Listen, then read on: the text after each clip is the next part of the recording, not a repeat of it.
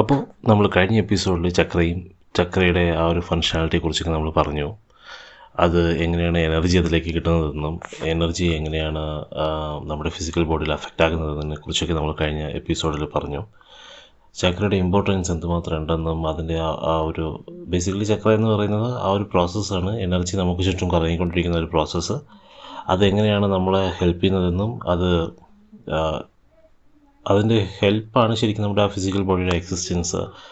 മാത്രമല്ല അത് നമ്മുടെ ഔറയായിട്ട് എങ്ങനെ കണക്റ്റ് ആയിട്ടിരിക്കുന്നു, അത് നമ്മുടെ മറ്റ് ചക്രങ്ങളായിട്ട് ഒരു ചക്ര എങ്ങനെ കണക്റ്റ് ആയിട്ടിരിക്കുന്നു തുടങ്ങിയ കാര്യങ്ങൾ നമ്മൾ കഴിഞ്ഞ എപ്പിസോഡിൽ നമ്മൾ പറഞ്ഞായിരുന്നു. അപ്പോൾ ഇന്നത്തെ എപ്പിസോഡിൻ്റെ പ്രാധാന്യം എന്ന് പറയുന്നത് നമ്മൾ ഈ ഒരു സീരീസിൻ്റെ നെയിം തന്നെ ഏഞ്ചൽസ് ആൻഡ് ക്രിസ്റ്റൽസ് എന്നാണല്ലോ. സോ ഈ പറയുന്ന ചക്ര ഏഞ്ചൽസ് ആൻഡ് ക്രിസ്റ്റൽസ് ആയിട്ട് എങ്ങനെ, അല്ലെങ്കിൽ ഏഞ്ചലായിട്ട് അല്ലെങ്കിൽ ക്രിസ്റ്റലായിട്ട് എങ്ങനെ കണക്റ്റ് ആകുന്നു എന്നുള്ളതിനെ കുറിച്ച് പറയാനായിട്ടുള്ള ഒരു എപ്പിസോഡാണ് ഇത്. അതിലാദ്യമായിട്ട് ഞാൻ ഈ എപ്പിസോഡിൽ പ്രധാനമായിട്ട് പറയുന്നത് ക്രിസ്റ്റൽസുമായിട്ട് ഇതെങ്ങനെ കണക്റ്റ് ആയിരിക്കുന്നു എന്നുള്ളതാണ്. അതിനുശേഷം മാത്രമേ നമ്മൾ ഇത് ഏഞ്ചൽസുമായിട്ട് ഇതെങ്ങനെ കണക്റ്റ് ആയിരിക്കുന്നു എന്നുള്ളതിനെക്കുറിച്ച് നമ്മൾ പറയുന്നുള്ളൂ. സോ നമുക്കറിയാം, ചക്ര എന്ന് പറയുന്നത് ഒരു എനർജി വലയമാണ്. അത് നമ്മുടെ ഔറയ്ക്ക് ചുറ്റും നമ്മൾ കണ്ടുവരുന്ന ഇൻഫൈനൈറ്റ് നമ്പർ ഓഫ് എനർജീസിനെ നമ്മൾ ഒരുമിച്ച് ക്ലബ് ചെയ്തിട്ട് അതിനെ ഒരു 7 ചക്ര സിസ്റ്റമായിട്ട് ഡിവൈഡ് ചെയ്യുമ്പോൾ കിട്ടുന്ന 7 ചക്രകളാണ്. അത് നമ്മുടെ ടോപ്പ് ടു ബോട്ടം അല്ലെങ്കിൽ ബോട്ടം ടു ടോപ്പ് വരേക്കും അല്ലെങ്കിൽ അതിന് മുകളിലേക്ക് വരെ എന്തുണ്ട്, അതിൻ്റെ ഒരു എനർജി റിലം, ആ എനർജി കർവ് നമുക്ക് ഉണ്ട് എന്ന് നമുക്ക് അറിയാം. സോ നമ്മൾ ക്രിസ്റ്റലിൻ്റെ എപ്പിസോഡിൽ പറഞ്ഞപ്പോൾ ക്രിസ്റ്റലൈൻ സ്ട്രക്ചറിനെ കുറിച്ച് പറഞ്ഞു. അതൊരു കോൺസ്റ്റൻറ്റ് ആയിട്ടുള്ള ഒരു ഫ്രീക്വൻസിയിൽ വൈബ്രേറ്റ് ചെയ്യുന്നത് കൊണ്ടിട്ടാണ് ഈ ക്രിസ്റ്റലൈൻ സ്ട്രക്ചർ എന്ന് പറയുന്നത് എന്ന് നമ്മൾ പറഞ്ഞു. അതുപോലെ തന്നെ ഈ നമ്മുടെ എനർജി റിങ്ങിലേക്ക് നമ്മൾ വരുമ്പോഴത്തേക്കും എനർജി റിങ്ങും അല്ലെങ്കിൽ പറയുന്ന 7 ചക്ര, ഫോർ എക്സാമ്പിൾ ഇപ്പോൾ റൂട്ട് ചക്ര ആയിക്കോട്ടെ, അല്ലെങ്കിൽ സാക്രൽ ചക്ര ആയിക്കോട്ടെ, സോളാർ പ്ലെക്സസ് ചക്ര ആയിക്കോട്ടെ, ഹാർട്ട് ചക്ര ആയിക്കോട്ടെ, ത്രോട്ട് ചക്ര ആയിക്കോട്ടെ, അതല്ലെങ്കിൽ തേർഡ് ഐ ചക്രയോ ക്രൗൺ ചക്രയോ ആയിക്കോട്ടെ, ഈ എല്ലാ എനർജി ചക്രകൾക്കും ഒരു ബാൻഡ് ഓഫ് ഫ്രീക്വൻസി ഉണ്ട്. ആ ഒരു ബാൻഡ് ഓഫ് ഫ്രീക്വൻസിക്ക് അകത്ത് നിന്നുകൊണ്ടിട്ടാണ് എന്ത് ചെയ്യുന്നത്, ഇത് വൈബ്രേറ്റ് ചെയ്യുന്നത്. അപ്പോൾ നമ്മുടെ ക്രിസ്റ്റൽസിനും അതുപോലെ തന്നെ ഒരു പർട്ടിക്കുലർ ഫ്രീക്വൻസി ഉണ്ട്. സോ ക്രിസ്റ്റൽ പോലെ തന്നെ നമ്മുടെ ഈ ചക്രകളും എന്തുണ്ട്, ഒരു particular set of frequency exhibit ചെയ്യുന്ന എനർജി വലയങ്ങളാണ്, അല്ലെങ്കിൽ എനർജി റെവല്യൂഷൻസ് ആണിത് ചക്ര എന്ന് പറയുന്നത്. ഇവിടെ ഒരു ക്രിസ്റ്റലിൽ നിന്ന് ചക്രയ്ക്ക് വ്യത്യസ്തമായിട്ടുള്ളൊരു സംഭവം എന്ന് പറയുന്നത്, ചക്ര എന്ന് പറയുന്നത് ഈ പറയുന്ന ഒരു ഔറയ്ക്ക് ചുറ്റും നമ്മൾ കാണപ്പെടുന്ന എനർജിയെ നമ്മൾ ക്ലബ് ചെയ്ത് ഒരു ചക്രയാക്കി വച്ചിരിക്കുന്നതാണ്. അപ്പോഴവിടെ ഒരു പ്രത്യേകത ഉള്ളതെന്ന് വെച്ച് കഴിഞ്ഞാൽ, ക്രിസ്റ്റലൈൻ സ്ട്രക്ചർ വളരെയധികം സൊഫിസ്റ്റിക്കേറ്റഡ് ആയിട്ടുള്ള എനർജി കൊടുക്കുമ്പോഴത്തേക്കാണ് അതിൻ്റെ ആ ഒരു ബാൻഡ് മൂവ്മെൻറ്റ്സ് ഉണ്ടാകുന്നത്. അതേസമയം നമ്മൾ ഒരു ഫിസിക്കൽ ഒരു ഔറ ആയിട്ടുള്ള ഒരു ബോഡിക്ക് ചുറ്റുമുള്ള എനർജിയെ സംബന്ധിച്ചിടത്തോളം നമ്മുടെ സബ് കോൺഷ്യസ് ആൻഡ് കോൺഷ്യസ് മൈൻഡിൻ്റെ വർക്ക് അനുസരിച്ചിട്ടും നമ്മുടെ എക്സ്റ്റേണൽ ഫോഴ്സിൻ്റെ അതായത് ഇപ്പോൾ ആരെങ്കിലും ഒരു ഉദാഹരണം കൂടെ പറഞ്ഞു കഴിഞ്ഞാൽ അത് മനസ്സിലാവും. അപ്പോൾ ആരെങ്കിലും നമ്മളങ്ങ് വഴക്ക് പറഞ്ഞു എന്നിരിക്കട്ടെ, അപ്പോൾ ഓട്ടോമാറ്റിക്കലി ആരെങ്കിലും വഴക്ക് പറയുമ്പോൾ നമുക്ക് പെട്ടെന്ന് നമുക്ക് ഇഷ്ടപ്പെട്ട ആൾക്കാരാണെങ്കിൽ നമുക്ക് ചെറുതായിട്ടൊരു വിഷമം തോന്നാനുള്ള ചാൻസസ് ഉണ്ട്. ഇപ്പോൾ അങ്ങനെ ആരെങ്കിലും വന്ന് വഴക്ക് പറഞ്ഞിട്ട് നമുക്ക് ആ ഒരു വിഷമം തോന്നുമ്പോൾ ഓട്ടോമാറ്റിക്കലി നമ്മുടെ ഹേർട്ട് ചക്രയിലാണ് ഇത് എന്ത് ചെയ്യുന്നത്, ഇംപ്രിഗ്നേഷൻ ഉണ്ടാകുന്നത്. അവിടെ അങ്ങനെ ഒരു ഇതുണ്ടാകുമ്പോഴത്തേക്കും ഹാർട്ട് ചക്രയുടെ എനർജി ചെറുതായിട്ടൊന്ന് താഴുകയും, എന്നാൽ മറ്റ് ചക്രകൾ ആ എനർജി ബാലൻസ് ചെയ്യാനായിട്ട് അങ്ങോട്ടും ഇങ്ങോട്ടും ഒക്കെ കുറച്ച് എനർജി ട്രാൻസ്ഫർ ചെയ്യുകയും ചെയ്യും.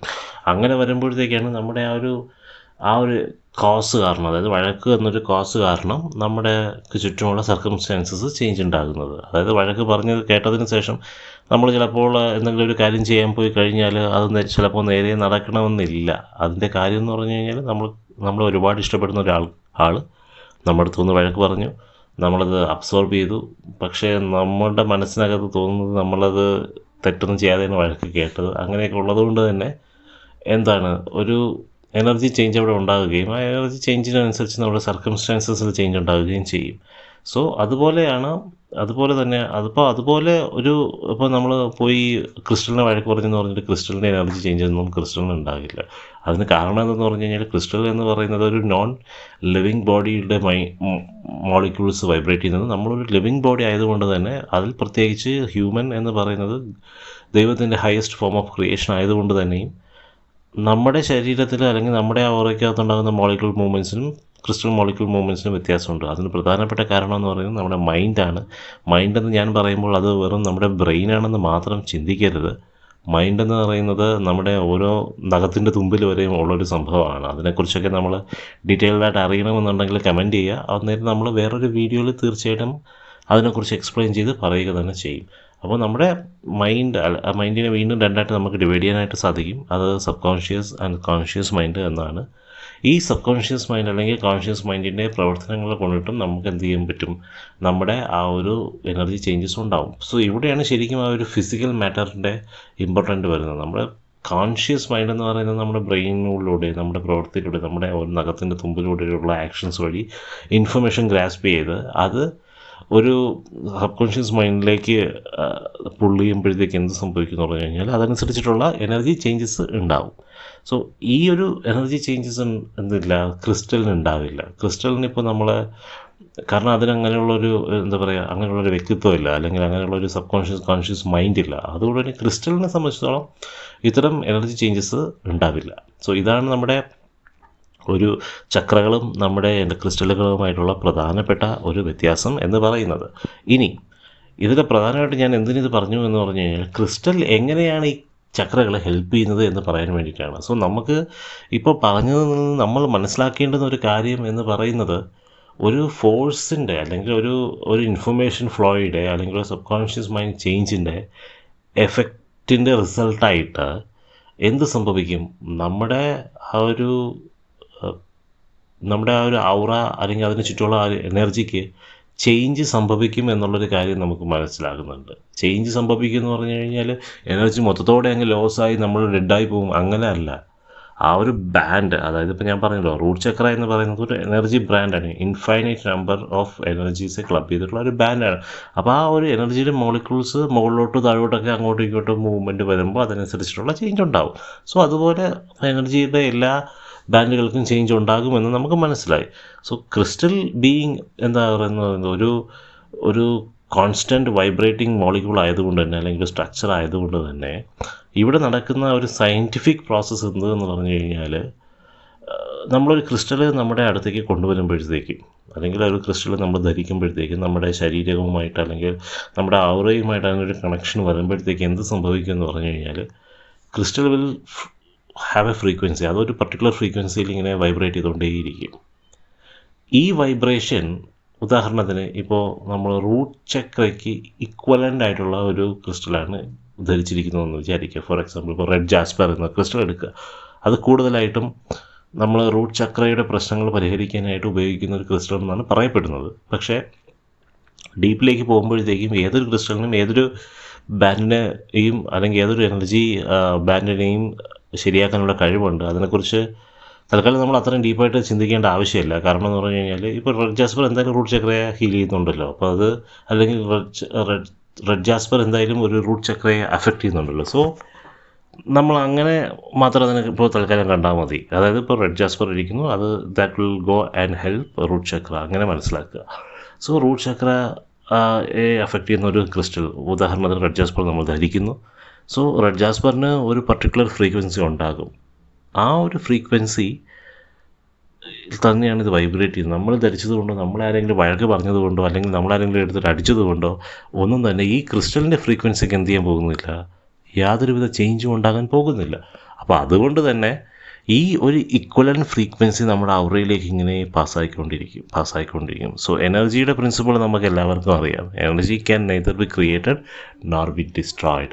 സോ ഇവിടെ സംഭവിക്കുന്നത് ഒരു എനർജി ട്രാൻസ്ഫർ മാത്രമാണ്. ഈ ക്രിസ്റ്റലിലുള്ള ആ ഒരു പർട്ടിക്കുലർ ഫ്രീക്വൻസിയിലുള്ള എനർജി അത് നമ്മുടെ ഔറയിലേക്ക് പ്രവേശിക്കുകയും അതുവഴി നമ്മുടെ ഔറയിൽ ഇൻബാലൻസ് ആയിരിക്കുന്ന എനർജിക്ക് ഒരു പുഷ് കൊടുത്ത് അതിന് ബാലൻസ് ചെയ്യുകയാണ് ചെയ്യുന്നത്.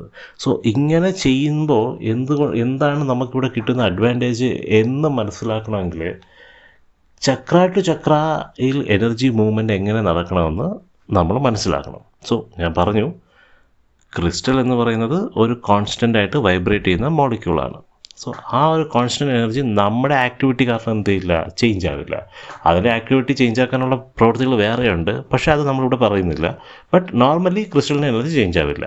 സോ അങ്ങനെ ഇരിക്കുന്ന ഈക്വലി ഒരു ഇക്വലൻറ്റ് ഫാഷനിൽ അല്ലെങ്കിൽ ഒരു കോൺസ്റ്റൻറ്റ് ഫാഷനിൽ എനർജി ട്രാൻസ്ഫർ ചെയ്യാൻ കഴിവുള്ള ക്രിസ്റ്റൽ അല്ലെങ്കിൽ ആ വൈബ്രേഷൻ കാരണം ട്രാൻസ്ഫർ ആകുമ്പോൾ നമ്മുടെ ഇൻബാലൻസ് ആയിട്ടിരിക്കുന്ന ചക്ര ഏതാണോ അവിടെ ഈ എനർജി ചെല്ലുകയും ഈ എനർജിയും അവിടുത്തെ എനർജിയും തമ്മിലൊരു ഹാർമോണിക് മോഷനിലെത്തുകയും അല്ലെങ്കിൽ ഒരു എന്താ പറയുക ഹാർമോണിക് മോഷൻ തന്നെ ആ ഒരു ഇക്വലൻറ്റ് ഫോമിലെത്തുകയും അങ്ങനെ നമ്മുടെ ആ തളർന്നിരിക്കുന്ന എനർജിക്ക് ഒരു പുഷ് കൊടുക്കുകയാണ് ചെയ്യുന്നത്. അങ്ങനെ ഒരു പുഷ് കൊടുക്കാൻ സഹായിക്കുന്ന ഏതൊരു വസ്തുവും നമുക്ക് ഉപയോഗിക്കാം. അങ്ങനത്തെ ഒരു വസ്തുവാണ് നമ്മുടെ ക്രിസ്റ്റൽ. ഇനി ഈ പുഷ് കൊടുത്തുകൊണ്ട് നമുക്ക് എന്താണ് ഉപയോഗം? അതിപ്പം ചുമ്മാതെ ഇരുന്ന് കുറച്ച് കഴിയുമ്പോൾ നമുക്കിപ്പോൾ ആരെങ്കിലും വിഷമം ഹാർട്ട് ചക്ര അല്ലെങ്കിൽ ഹാർട്ട് ചക്രയായിട്ട് അഫക്റ്റ് ചെയ്യുന്ന ഏതെങ്കിലും ക്രിസ്റ്റൽ, ഇപ്പോൾ റോസ് ക്രിസ്റ്റൽ എടുക്കുക. അപ്പോൾ ആ ക്രിസ്റ്റൽ എന്തുകൊണ്ട് ഹാർട്ട് ചക്രയെ പോയി ഹീൽ ചെയ്തു അല്ലെങ്കിൽ ഹാർട്ട് ചക്രയ്ക്ക് ഒരു പുഷ് കൊടുത്തു എന്നിരിക്കട്ടെ. ഈ അവസരത്തിൽ നമുക്ക് കോമൺ ആയിട്ട് നമ്മുടെ മനസ്സിൽ തോന്നേണ്ടുന്ന ഒരു ക്വസ്റ്റ്യൻ എന്ന് പറയുന്നത്, ഇപ്പോൾ ആരെങ്കിലും എന്നെ വഴക്ക് പറഞ്ഞു, കുറച്ച് കഴിയുമ്പോൾ അതൊന്ന് ശരിയാവില്ലേ? കുറച്ച് കഴിയുമ്പം ആ വിഷമം അങ്ങ് മാറില്ലേ? അന്നേരം ഇതൊന്നും ശരിയാവില്ലേ? ശരിയാണ്, വിഷമത്തിൻ്റെ കാര്യത്തിൽ അത് ശരിയാണ്. പക്ഷേ മുൻപത്തെ വീഡിയോ നിങ്ങൾ കണ്ടിട്ടുണ്ടെങ്കിൽ നിങ്ങൾക്കറിയാം, അതിൽ ഞാൻ പറഞ്ഞു ഹാർട്ട് ചക്ര എന്ന് പറയുന്നത് വിഷമിക്കുമ്പോൾ അല്ലെങ്കിൽ ആരെങ്കിലും വഴക്ക് പറഞ്ഞ് വിഷമിക്കുമ്പോൾ മാത്രം വീക്കാകണമെന്ന് നിർബന്ധമില്ല.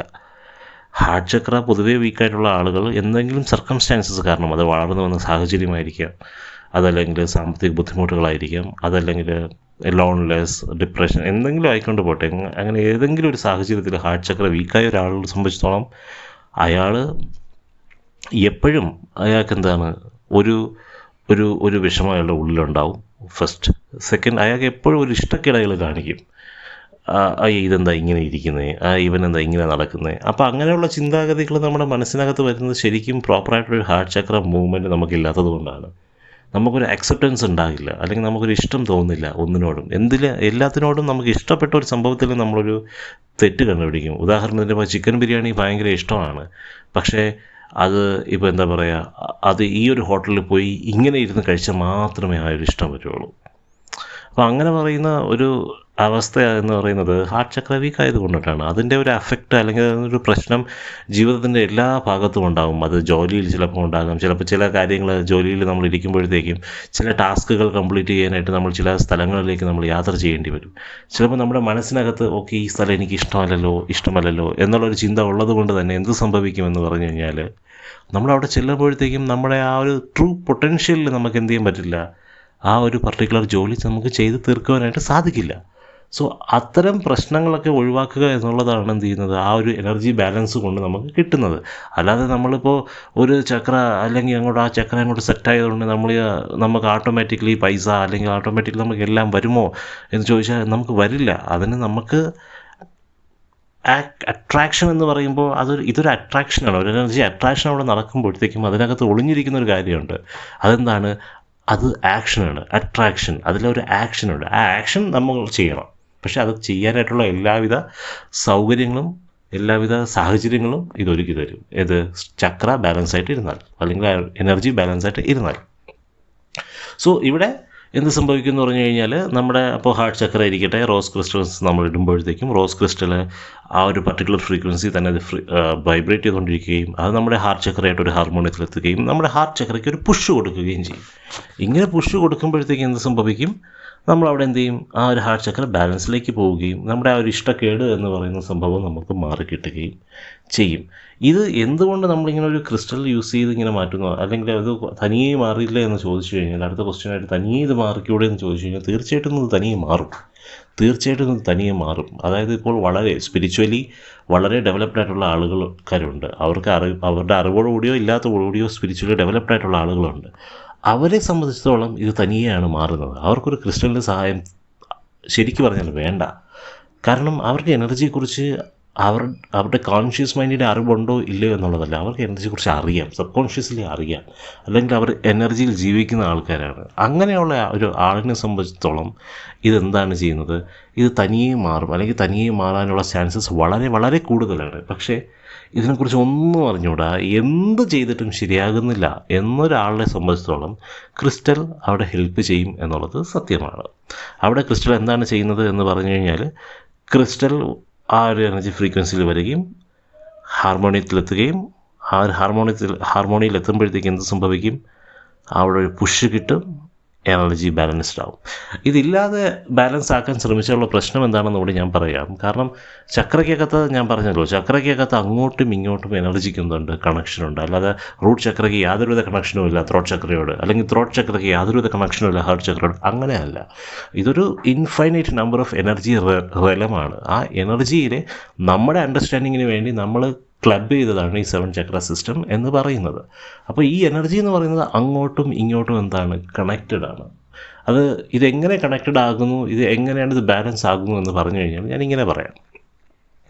ഉദാഹരണത്തിന്, നന്നായി പാടുവാൻ കഴിവുള്ള ഒരാൾ, നന്നായിട്ട് അയാൾ പാടും, അയാൾക്ക് പാടാനായിട്ട് യാതൊരുവിധ കുഴപ്പമില്ല. അപ്പോൾ നന്നായി പാടുവാൻ സാധിക്കുന്ന ഒരാൾ, നമ്മൾ റഫ്ലി വെറുതെ നമ്മൾ പറയുകയാണെങ്കിലും അയാളുടെ ഏതൊക്കെ ചക്ര ആക്റ്റീവ് ആയിരിക്കും? ഫസ്റ്റ് ഓഫ് ആൾ, അയാൾക്ക് നന്നായി പാടാൻ കഴിവുണ്ട് എന്നുള്ളത് തന്നെ അയാളുടെ ഹാർട്ട് ചക്ര എന്ന് പറയുന്നത് ആക്റ്റീവാണെന്നുള്ളതിനൊരു എക്സാമ്പിളാണ്. ഇപ്പോൾ നമ്മൾ പാടുന്നത്, ഓക്കെ ഈ പാട്ട് എനിക്കിഷ്ടമല്ല, അല്ലെങ്കിൽ ഈ സ്വരം എനിക്കിഷ്ടമല്ല, ഞാൻ കർണാട്ടിക് മ്യൂസിക് പാടില്ല, അങ്ങനെ പറയുന്ന ഒരാളെ സംബന്ധിച്ചിടത്തോളം അയാളുടെ എന്തില്ല, അയാളുടെ ഹാർട്ട് ചക്ര വീക്കാണ്. കാരണം അയാൾ ഇഷ്ടക്കേട് കാണിക്കുന്നുള്ളൂ. അപ്പോൾ നന്നായി പാടുന്ന ഒരാൾക്ക് ആൾറെഡി എന്തായിരിക്കണം, ഹാർട്ട് ചക്ര ആക്റ്റീവ് ആയിരിക്കണം. അയാളുടെ ത്രോട്ട് ചക്രയും അതുപോലെ എന്തായിരിക്കണം, ആക്റ്റീവായിരിക്കണം. ഈ 2 ചക്രകളും ആക്റ്റീവ് ആണെങ്കിൽ അയാൾ നന്നായി പാടാൻ കഴിവുള്ള ഒരാളാണ് എന്ന് നമുക്ക് പൊതുവേ പറയാം. പക്ഷേ ഇവിടെ നമ്മൾ കാണാതെ പോകുന്ന ഒരു കാര്യം എന്ന് പറയുന്നത്, ഈ ഹാർട്ട് ചക്ര ആക്റ്റീവായി, ഈ ത്രോട്ട് ചക്ര ആക്റ്റീവായി നിൽക്കുമ്പോഴത്തേക്കും അയാൾ ചിന്തിക്കണമല്ലോ. അപ്പോൾ അയാൾ ചിന്തിച്ച് അയാളുടെ ഇൻഡ്യൂഷനിൽ അയാൾ പാട്ടുകൾ ഡിസൈൻ ചെയ്തെടുക്കണമെന്നിരിക്കട്ടെ, അത് അയാളെ കൊണ്ട് പറ്റാത്തൊരവസ്ഥ വരുന്നു എന്നുണ്ടെങ്കിൽ ഇറ്റ് മീൻസ് ദാറ്റ് അയാളുടെ തേർഡ് ഐ ചക്ര എന്നല്ല, ആക്റ്റീവ് അല്ല. അതായത് ആ ഒരു ക്രിയേറ്റീവ് ആ ഒരു ഇൻഡ്യൂഷൻ, നോക്കി ഈ പാട്ട് നമുക്ക് അവിടെ പോയി പാടിക്കഴിഞ്ഞാൽ ഇതിങ്ങനെ ഹിറ്റാവും എന്ന് നമുക്ക് പറയണമെങ്കിൽ അതൊരു ഇൻഡ്യൂഷനാണ്. ശരിക്കും അതൊരു ഇൻഡ്യൂഷനാണ്. ആ ഒരു ഇൻഡ്യൂഷൻ പ്രോപ്പറായിട്ട് അയാളുടെ ഇൻഡിവിജ്വൽ മൈൻഡിൽ വന്നില്ല എങ്കിൽ ഇറ്റ് മീൻസ് ദാറ്റ് ആ പറയുന്ന ഒരു തേർഡ് ഐ ചക്ര എന്ന് പറയുന്ന സംഭവം ആക്റ്റീവ് അല്ല. സോ ഈ സാഹചര്യത്തിൽ അയാൾ ക്രിസ്റ്റൽസിൻ്റെയോ അല്ലെങ്കിൽ ഏഞ്ചൽസിൻ്റെയോ അതല്ലെങ്കിൽ വേറെ ഒന്നും ചെയ്യുന്നില്ല, അയാൾ ദൈവത്തിലും വിശ്വാസമില്ല, ഒന്നിലും ഒരു വിശ്വാസമില്ലാത്ത ഒരാളാണ് എന്നിരിക്കട്ടെ. ആ ഒരു സാഹചര്യത്തിൽ എന്ത് സംഭവിക്കും എന്ന് പറഞ്ഞു കഴിഞ്ഞാൽ, എല്ലാ ചക്രകളും നമ്മുടെ ശരീരത്തിലുണ്ടല്ലോ, അല്ലെങ്കിൽ നമ്മുടെ ആ ഒരു ഔറയിലുണ്ടല്ലോ. ഇത് അങ്ങനെ ഇരുന്നിട്ട് ഈ ഔറ നമ്മുടെ സബ് കോൺഷ്യസ് മൈൻഡോട് കണക്ട് ആയിട്ട്, ഓക്കെ അവൻ്റെ ഇൻഡ്യൂഷൻ ശരിയല്ല, ഇവൻ ഇൻഡ്യൂഷൻ ചെയ്യാൻ പറ്റുന്ന സബ് കോൺഷ്യസ് മൈൻഡ് എന്ത് ഈ മെസ്സേജ് കൊടുക്കും. സോ എനർജി ട്രാൻസ്ഫർ അങ്ങോട്ടും ഇങ്ങോട്ടും നടക്കാൻ സാധിക്കും. സോ എന്ത് സംഭവിക്കും, ഹാർട്ട് ചക്രയിൽ നിന്ന് കുറച്ച് എനർജി അങ്ങോട്ട് പാസ്സാവും, എങ്ങോട്ട്, നമ്മുടെ തേർഡ് ഐ ചക്രയിലോട്ട്. ത്രോട്ട് ചക്രയിൽ നിന്ന് കുറച്ച് എനർജി അങ്ങോട്ട് പാസ്സാവും, നമ്മുടെ റൂട്ട് ചക്രയിൽ നിന്നും സാക്രയിൽ നിന്നും സോളർ പ്ലക്സസിൽ നിന്നും ഒക്കെ അങ്ങോട്ടും ഇങ്ങോട്ടും ട്രാൻസ്ഫർ ആവും. ഇവിടെയാണ് പ്രശ്നങ്ങൾ ആരംഭിക്കുന്നത്. ഇവിടെയാണ് ശരിക്കും ഒരു മനുഷ്യൻ്റെ പ്രശ്നം സ്റ്റാർട്ട് ചെയ്യുന്നത്. നമ്മൾ പരിഹരിക്കാൻ ശ്രമിക്കുന്ന പ്രശ്നങ്ങൾ സ്റ്റാർട്ട് ചെയ്യുന്നത് ഇവിടെയാണ്. ഹാർട്ട് ചക്രയിൽ നിന്ന് കുറച്ച് എനർജി എവിടെ പോയി, നമ്മുടെ തേർഡ് ഐ ചക്രയിലേക്ക് വന്നു. ത്രോട്ട് ചക്രയിൽ നിന്ന് കുറച്ച് എനർജി തേർഡ് ഐ ചക്രയിലേക്ക് വന്നു. തേർഡ് ഐ ചക്ര എനർജൈസ്ഡായി, ഇൻഡ്യൂഷൻ അവന് വർക്കായി. സോ ഹാർട്ട് ചക്ര പക്ഷേ അവിടെ വീക്കായി. അവിടെ എന്തായി, ത്രോട്ട് ചക്ര അവിടെ വീക്കായി. ഓക്കെ, അന്നേരം അവന് ഇൻഡ്യൂഷൻ അവന് കറക്റ്റായപ്പോഴത്തേക്കും അവൻ എന്തൊക്കെയോ ഇഷ്ടക്കേടുകൾ തോന്നുന്നു തുടങ്ങി. ഞാനിങ്ങനെ പാടിയാൽ ശരിയാവില്ലേ, ഓക്കെ. അപ്പോൾ എന്ത് ചെയ്യും, ഉടനെ നമ്മുടെ സബ് കോൺഷ്യസ് മൈൻഡിൻ്റെ മെസ്സേജ് പ്രകാരം റൂട്ട് ചക്രയിൽ നിന്ന് കുറച്ച് എനർജി അങ്ങോട്ട് പാസ്സാവും. ചിലപ്പോൾ ത്രോട്ട് ചക്രയിൽ നിന്ന് കുറച്ചുകൂടെ എനർജി ഹാർട്ട് ചക്രയിലോട്ട് പാസ്സാവും. അങ്ങനെ വന്നപ്പോൾ എന്ത് സംഭവിച്ചു, ഹാർട്ട് ചക്ര സെറ്റായി, പക്ഷേ ത്രോട്ട് ചക്ര കൂടുതൽ വീക്കായി, തൊണ്ടവേദന വന്നു. മനസ്സിലായോ? തൊണ്ടവേദന വന്നപ്പോൾ വീണ്ടും അവൻ്റെ പാട്ടെന്ത് ചെയ്യും, അവിടെ മുടങ്ങുകയാണ് ചെയ്യുന്നത്.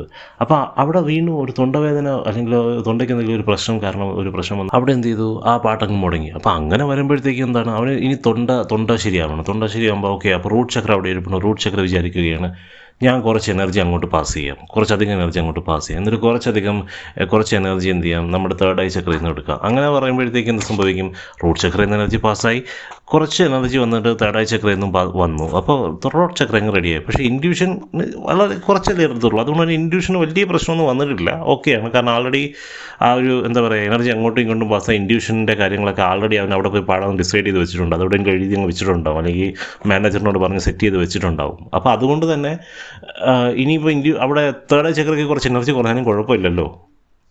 ആ ഒരു കുഴപ്പമില്ലാത്തതുകൊണ്ട് തന്നെ ത്രോട്ട് ചക്ര അങ്ങോട്ട് സെറ്റായപ്പോഴത്തേണെങ്കിൽ അവന് ഭയങ്കര മടി, അല്ലെങ്കിൽ യാത്ര ചെയ്യാൻ വയ്യ, ഇനിയിപ്പോൾ അവിടെ പോകണ്ടേ എന്നൊക്കെയുള്ള ഒരു ചിന്താഗതി വരാൻ തുടങ്ങും. അതിൻ്റെ കാരണം എന്ന് വെച്ചാൽ റൂട്ട് ചക്ര അങ്ങ് അധികം അങ്ങ് വീക്കായി പോയി. കാരണം തൊണ്ടവേദനയൊക്കെ വന്നു, തൊണ്ടയ്ക്ക് ഒരുപാട് പ്രശ്നം, പ്രാക്ടീസ് ചെയ്യാൻ പറ്റുന്നുണ്ട്. അപ്പോൾ ഇതിന് വേണ്ടിയുള്ള എല്ലാ എനർജിയും റൂട്ട് ചക്ര അങ്ങ് കൊടുത്തു.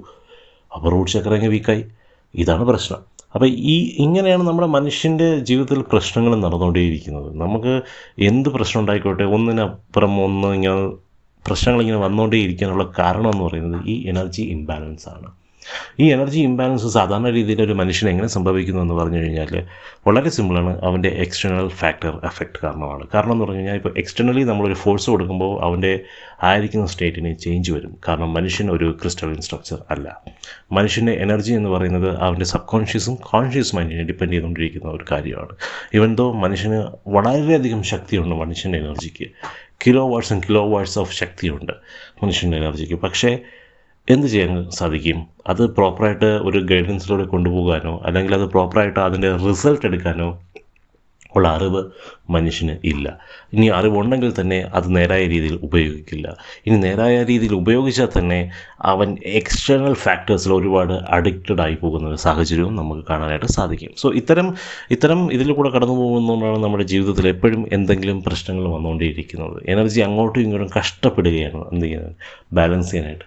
അതേസമയം ക്രിസ്റ്റൽസിൻ്റെയോ അല്ലെങ്കിൽ ഏഞ്ചൽസിൻ്റെയോ അല്ലെങ്കിൽ ഒന്നിൻ്റെയും സഹായം കൂടാതെ ദൈവത്തിൽ അടിയുറച്ച് വിശ്വസിച്ച് ദൈവികമായിട്ടുള്ള കാര്യങ്ങൾ ഫോളോ ചെയ്ത് ആ ഒരു രീതിയിൽ തന്നെ ജീവിതം മൊത്തവും ജീവിച്ച് വേറെ ഒന്നിനെക്കുറിച്ചും ആലോചിച്ച് ഒരു പ്രശ്നത്തോടെ അല്ലെങ്കിൽ ഒരു വ്യാകുലപ്പെടാതിരിക്കുന്ന ഒരാളെ സംബന്ധിച്ചിടത്തോളം അവനിതൊന്നും ഒരു പ്രശ്നമേ ഇല്ല. ഓക്കെ, പ്രശ്നം വന്നു, കുഴപ്പമില്ല. ഇന്നിവിടെ ഫുഡില്ലേ, സാരമില്ല, ഞാൻ ഉണ്ടാക്കാൻ ശ്രമിക്കാം. ഉണ്ടായില്ലേ, സാരമില്ല, നാളെ നമുക്ക് കഴിക്കാം. ഇന്ന് അവിടെ യാത്ര പോകാൻ ശ്രമിച്ചു, നടന്നില്ലേ, സാരമില്ല, മറ്റന്നാൾ നമുക്ക് പോകാം. ആ ഒരു ബാഗ് വാങ്ങാൻ ശ്രമിച്ചു, ആ ബാഗിന് വില കൂടുതലാണോ, സാരമില്ല, ഓഫർ വരുമ്പോൾ നമ്മൾ വാങ്ങും. സോ അങ്ങനെ ഒരു ഫ്രീ മൈൻഡഡ് അല്ലെങ്കിൽ ഇങ്ങനെ ചിന്തയുള്ള ആളുകളാണ് ശരിക്കും ഫ്രീ സ്പിരിറ്റഡ് എന്ന് നമ്മൾ പറയുന്നത്. അവരുടെ എനർജി എപ്പോഴും ബാലൻസ്ഡ് ആയിരിക്കും. അല്ലാതെ തോന്നിയതുപോലെ തോന്നിയാസം കാണിച്ചിടക്കുന്ന തോന്നിയാവസ്ഥകളല്ല ഫ്രീ സ്പിരിറ്റഡ്. ഇതുപോലെ എനർജി അവരറിഞ്ഞോ അറിയാതെയോ എനർജി നിലനിർത്തുകയും അതനുസരിച്ചിട്ട് സ്വന്തമായ ഒരു കുടുംബം, ജോലി, ഫിനാൻഷ്യൽ സെറ്റപ്പ് ഒക്കെ ഉണ്ടാക്കിയെടുക്കുന്ന ആളുകളാണ് ശരിക്കും ഫ്രീ സ്പിരിറ്റഡ് ആയിട്ടുള്ള ആൾക്കാർ. അവരുടെ സ്പിരിറ്റ് എന്ന് പറയുന്നത് they don't have to worry. അവരുടെ സ്പിരിറ്റിന് ഒരിക്കലും അല്ലെങ്കിൽ അവരുടെ എനർജി റെലം ഒരിക്കലും എന്തല്ല വറീഡല്ല, അല്ലെങ്കിൽ ഒരിക്കലും തന്നെ അത് പ്രശ്നമാകുന്നില്ല. Because it's already balanced. അങ്ങനെയുള്ള ഒട്ടനവധി ആളുകളുണ്ട്, ഒരുപാട് പേരുണ്ട്. നമുക്കും ഈ പറയുന്ന ക്രിസ്റ്റൽസോ അങ്ങനെ ഒന്നിനെക്കുറിച്ചൊന്നും തന്നെ ആലോചിക്കാതെ ആ ഒരു ലെവലിലേക്ക് എത്താനും സാധിക്കും. പക്ഷേ എപ്പോഴും അത് നടന്നു എന്ന് വരില്ല. അങ്ങനെ ഇരിക്കുന്ന സാഹചര്യത്തിൽ അല്ലെങ്കിൽ ഒരു എക്സ്റ്റേണൽ ഹെൽപ്പ് തീർച്ചയായും വേണം എന്നുള്ള സാഹചര്യത്തിലാണ് നമ്മുടെ ക്രിസ്റ്റൽസ് നമ്മൾ യൂസ് ചെയ്യുകയും നേരത്തെ പറഞ്ഞതുപോലെ തന്നെ ആ ഒരു എനർജി പുഷ് കൊടുക്കുകയും ചെയ്യും. അതോടുകൂടി തന്നെ നമുക്കെന്തില്ല, ഇപ്പം നമ്മൾ ഹാർട്ട് ചക്രയ്ക്ക് ഇപ്പം നമ്മുടെ പാട്ടുകാരൻ്റെ ആ കാര്യം തന്നെ എടുക്കാം. നമ്മുടെ പാട്ടുകാരൻ അവന് ശരിക്കും അവൻ്റെ ഇൻഡ്യൂഷൻ ആണ് വീക്ക്. സോ ആൾറെഡി ഹാർട്ട് ചക്രയിൽ നിന്നും ഒക്കെ നമ്മൾ എന്ത് ചെയ്തിട്ടുണ്ട്, എനർജി എടുത്തിട്ടുണ്ട്. സോ നമ്മൾ ഏതെങ്കിലും ഒരു crystal, for example, okay feel ചെയ്യണം ഹാർട്ട് ചക്ര വീക്കാണെന്ന് ഫീൽ ആയിരുന്നിരിക്കട്ടെ, ഹാർട്ട് ചക്രയ്ക്കുള്ളൊരു ക്രിസ്റ്റൽ ഇട്ടാൽ മതി. ഓട്ടോമാറ്റിക്കലി എന്ത് സംഭവിക്കും, ഹാർട്ട് ചക്ര സ്ട്രോങ് ആവുകയും ആ എനർജി അവിടെ ബാലൻസ് ആവുകയും ചെയ്യും. സോ ഓട്ടോമാറ്റിക്കലി ഇനി അങ്ങോട്ടും ഇങ്ങോട്ടും എനർജി പാസ്സാകേണ്ട ആവശ്യമില്ല. അങ്ങനെ ഹാർട്ട് ചക്ര ഓക്കെ ആകുന്നതോടുകൂടി മറ്റ് ചക്രകൾ ഓട്ടോമാറ്റിക്കലി ഓക്കെ ആകുന്ന ഒരവസ്ഥ നമുക്കവിടെ കാണാനായിട്ട് സാധിക്കും. So energy will get balanced. As far as energy is balanced, നമ്മൾ വേറെ ഒന്നിനെക്കുറിച്ചും ആലോചിച്ച് വറി അടിക്കേണ്ട ആവശ്യം ഇല്ല. സോ ഈ ഒരു എനർജി ബാലൻസ് വരുത്താനായിട്ടാണ് ശരിക്കും നമ്മൾ ക്രിസ്റ്റൽസ് യൂസ് ചെയ്യുന്നത്. അതിൻ്റെ യൂസേജ് നമുക്ക് വരുന്നത്. ഇനി പോയി ഇൻഡ്യൂഷനും ഒക്കെ കറക്റ്റായി, പാട്ടും കിട്ടി, പാടാനുള്ള മനസ്സും വന്നു, എല്ലാം സെറ്റാണ്. ഇനി അവന് റിസൾട്ട് കിട്ടുന്നില്ലെങ്കിൽ അത് ആരുടെ പ്രശ്നമാണ്? അത് അവൻ്റെ പ്രശ്നമാണ്. അതിന് നമ്മൾ ദൈവത്തെ കുറ്റം പറഞ്ഞിട്ടോ എനർജി കുറ്റം പറഞ്ഞിട്ടോ ക്രിസ്റ്റലിനെ കുറ്റം പറഞ്ഞിട്ടോ കാര്യമില്ല. എല്ലാം കിട്ടിക്കഴിഞ്ഞു. ഇനി അവിടെ പോയി നന്നായിട്ട് പാടേണ്ടത് അവൻ്റെ കടമയാണ്. ആ ആക്ഷൻ അവൻ ചെയ്യണം. ഇതുപോലെയാണ് നമ്മുടെയും എല്ലാവരുടെയും ലൈഫ്. നമ്മൾ ക്രിസ്റ്റൽ യൂസ് ചെയ്തോ അല്ലെങ്കിൽ ഏതെങ്കിലും ഒരു രീതിയിൽ കൂടി നമ്മൾ നമ്മുടെ എനർജി ബാലൻസ് ചെയ്ത് എല്ലാം സെറ്റായി, എല്ലാം അറിയാം, എല്ലാം മനസ്സിനകത്തുണ്ട്, ഇങ്ങനെയൊക്കെ ചെയ്യണമെന്നൊക്കെ ഉണ്ട്. ഇനി ചെയ്യേണ്ടത് ആരുടെ കടമയാണ്? ഈ ലോകത്ത്, ഈ ഭൂമിയിൽ ഫിസിക്കൽ പ്രസൻസോടുകൂടി, ഫിസിക്കൽ മാസോടുകൂടി ഇരിക്കുന്നത് ആരാണ്? നമ്മളാണ്. അപ്പോൾ നമ്മളല്ലേ അത് ചെയ്യേണ്ടത്? അത് ചെയ്യുക തന്നെ ചെയ്യണം. അപ്പോൾ ഇത്രയൊക്കെ തന്നെയുള്ളൂ ഇന്നത്തെ ഒരു എപ്പിസോഡിൽ എനിക്ക് പറയാനായിട്ട്. ഇനി അടുത്ത എപ്പിസോഡിൽ നമ്മൾ കൂടുതലായിട്ട് പറയുന്നത് ഏഞ്ചൽസും ഈ ക്രിസ്റ്റൽസും ഈ ചക്രകളും എങ്ങനെ കണക്റ്റ് ആകുന്നു എന്നുള്ളതിനെ കുറിച്ചിട്ടാണ്. അത് പറയുമ്പോഴത്തേക്കും നിങ്ങൾക്ക് വേറൊരു പെർസ്പെക്റ്റീവിലൂടെ വരും തീർച്ചയായിട്ടും. അതുകൊണ്ട് തന്നെ അത് മിസ് ചെയ്യരുത്. അത് നമ്മുടെ നമ്മുടെ വിശ്വാസത്തെ തന്നെ അടിയുറപ്പിക്കുന്നൊരു എപ്പിസോഡായിരിക്കും എന്ന് ഞാൻ വിശ്വസിക്കുന്നു. സോ അടുത്ത എപ്പിസോഡിൽ കാണാം. അതുവരേക്കും ഇതുവരെ നമ്മൾ എന്തൊക്കെയാണോ പഠിച്ചത് അതൊക്കെ മനസ്സിലാക്കി ജീവിക്കുക.